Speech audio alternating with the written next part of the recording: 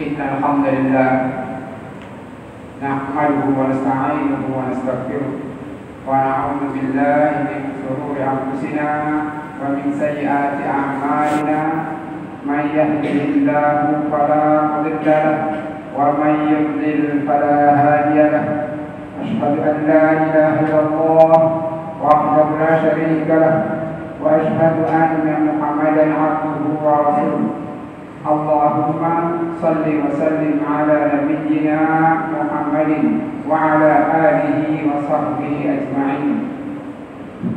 قال الله تعالى: يا أيها الذين آمنوا اتقوا الله حق تقاته ولا تموتن إلا وأنتم مسلمون. يا أيها الناس اتقوا ربكم الذي خلقكم من نفس واحدة وخلق منها زوجها وبث منهما رجالا كثيرا ونساء واتقوا الله الذي تساءلون به والأرحام إن الله كان عليكم رقيبا.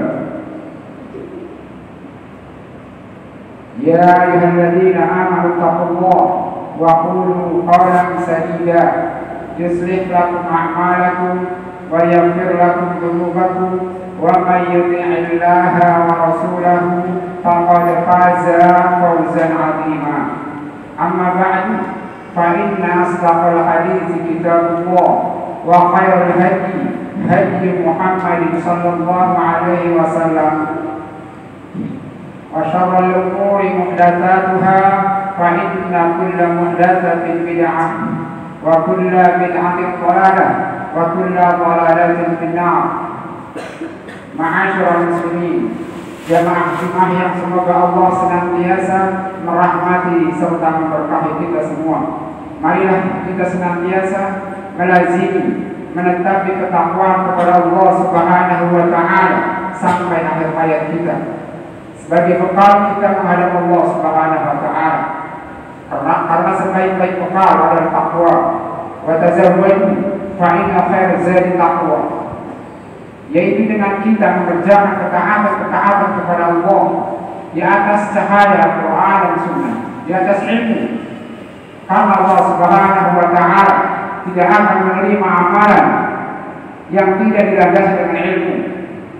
Dan kita berusaha meninggalkan larangan-larangan Allah, meninggalkan maksiat-maksiat. Itu pun di atas cahaya Quran dan Sunnah, di atas ilmu. Dengan dilandasi perasaan takut kita akan azab dan murka Allah Subhanahu wa taala. Salawat serta salam semoga senantiasa terlimpah curahkan kepada Nabi kita Muhammad sallallahu alaihi wasallam beserta keluarganya, sahabatnya dan seluruh umatnya yang setia di atas sunnahnya hingga yaumul qiyamah. Hadirin azakumullah. Kembali kita lanjutkan pembahasan. Jadi insyaallah ini adalah pembahasan terakhir dari kaidah-kaidah Quran. Maka jika para jamaah hendak memperoleh, maka silakan memperoleh kembali di kitab tersebut dengan judul aslinya Khamsuna Qa'idatan Qur'aniyatan fi Naqd wal Khair karya Dr. Umar bin Abdullah Al-Mukbil hafizahullah taala. Ada kaidah yang akan kita sama-sama kaidah pada hari ini adalah kaidah yang sangat agung yang kita sangat membutuhkannya, yaitu kaidah wa man yu'min billahi yahdi qalbahu.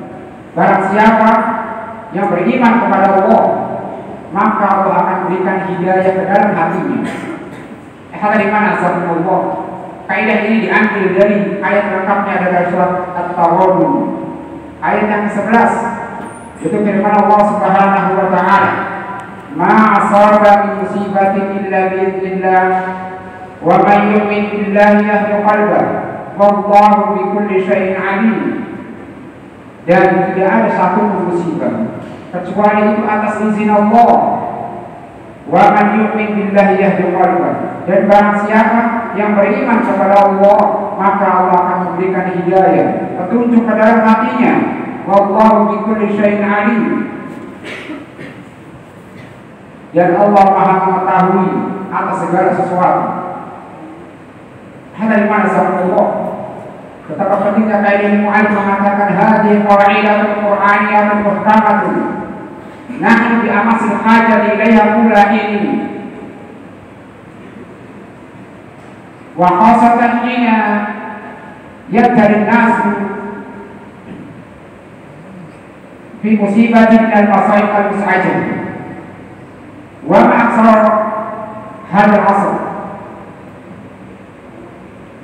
Kata beliau, ini adalah kaidah Al-Quran yang muhkam yang sangat jelas, dan kita sangat membutuhkan kaidah ini di segala keadaan kita. Terlebih lagi kata beliau, ketika manusia tertimpa musibah dengan musibah-musibah yang menyakitkan, dan betapa banyak musibah-musibah pada zaman ini kata beliau. Kata Imam Azamullah, seorang muslim sudah menjadi ketetapan dan sunnatullah akan senantiasa diuji oleh Allah Subhanahu wa Ta'ala. Mau tidak mau seorang muslim akan senantiasa diuji dengan cobaan dan cobaan. Allah Subhanahu wa Ta'ala berfirman di banyak ayat, di antaranya di surat Al-Balad ayat yang keempat, Allah Subhanahu wa Ta'ala berfirman, laqad khalaqnal insana fi kabad, sungguh kami telah ciptakan manusia baik dalam keadaan lelah, letih. Sehingga serasa menafsirkan letih lelahnya mereka menghadapi kesempitan hidup.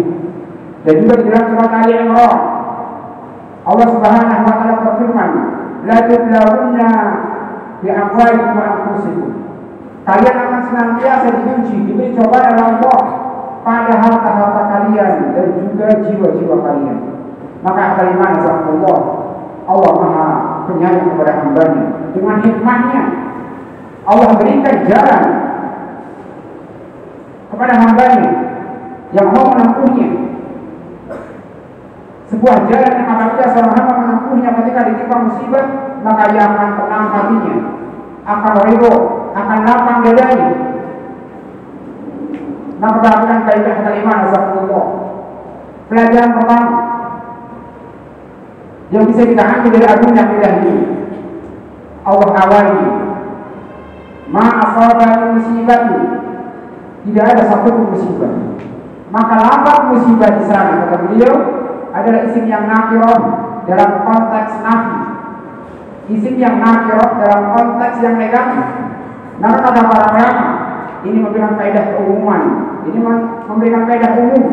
Artinya musibah di sini adalah seluruh musibah, baik kecil, besar, menimpa harta, nyawa dan lain sebagainya. Illa billah, Allah tetapkan itu semua atas izin Allah Subhanahu wa Ta'ala. Artinya Allah yang menghendakinya. Dan ingatlah ketika Allah berkehendak, maka tidak ada satupun makhluk yang bisa menghalanginya. Walaupun manusia memiliki masyiah, akan tetapi di bawah masyiah Allah. Wa ma tasyaa'una illa ayyasha'allahu rabbul alamin. Dan tidaklah kalian memiliki masyiah, kehendak, kecuali apa yang dikehendaki Allah Subhanahu wa Ta'ala. Maka pelajaran yang kedua, wa man yu'min billahi yahdi qalbah. Barang siapa yang beriman kepada Allah, artinya beriman dengan konsep takdir, bahwa segala yang terjadi berupa musibah-musibah di dunia ini itu atas izin Allah Subhanahu wa Ta'ala. Maka Allah akan memberikan hidayah dalam hatinya. Inilah inti kaidah ini bagaimana Allah.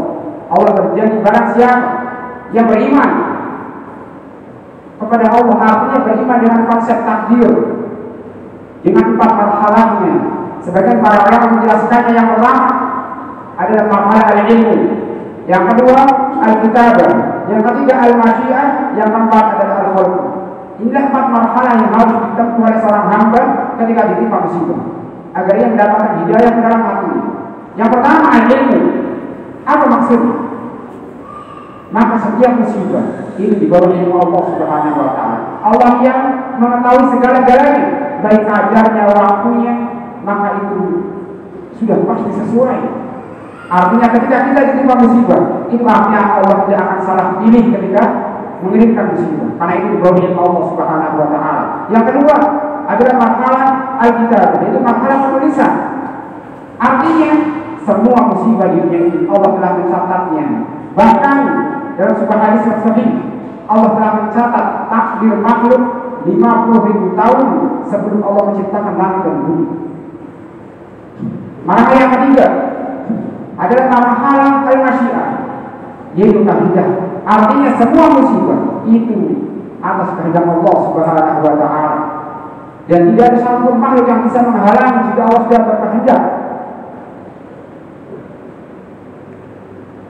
Kemudian yang terakhir adalah marhala al-khalqun, yaitu marhala penciptaan musibah tersebut, bahwa terwujudnya musibah itu diciptakan oleh Allah Subhanahu wa taala. Inilah empat marhala yang harus ditempuh seseorang ketika ditimpa musibah, maka janji Allah pasti akan datang yang dikembalikan.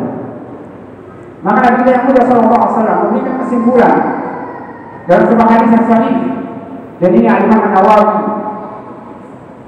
mencantumkannya di hadis yang ke-19 dari Arba'in Nawawi. Nabi kita bersabda, wa'lam anna ma akhta'aka lam yakun liyusibaka wa ma asabaka lam yakun liyukhti'ak. Ketahuilah wahai manusia, apa saja yang telah tercatat tidak akan menimpamu, maka itu selama-lamanya tidak akan menimpamu. Sebaliknya, ma asabaka, apa yang tercatat akan menimpamu, lam yakun liyukhti'ak, tidak akan meleset darimu. Maka kalimat azabullah, kalau seseorang ketika ia ditimpa musibah melewati empat hal ini, Allah berjanji akan memberikan hidayah ke dalam hati. Kemudian apa makna hidayah tersebut? Maka Imam Ibnu Jarir At-Tabari dalam tafsirnya menjelaskan makna yahdi qalbah dengan mengutip penafsiran para ulama salaf, diawali oleh Ibnu Abbas radhiyallahu anhu. Ketika dia menafsirkan yahdi qalbah, dia mengatakan yahdi qalbah lil yaqin, Allah akan berikan hidayah dalam hatinya berupa keyakinan. Dari apa? Dari mana? Keyakinan di dalam musibah. Itu salah satu yang diminta Nabi kita yang mulia sallallahu alaihi wasallam dalam sebuah doa yang cukup panjang. Anda bacakan kutipannya. Wa minal yaqini ma tuhawwinu bihi alaina masaibad dunya. Ya Allah, beri aku keyakinan yang dengannya terasa mudah, terasa ringan musibah-musibah dunia. Maka kalimat azabullah itu penafsiran Ibnu Abbas berkenaan dengan yahdi qalbah adalah yakin. Yang kedua adalah penafsiran Al-Qamah bin Qais rahimahullah. Dia menafsirkan yahdi qalbah fayuslimu laha wa yarqa,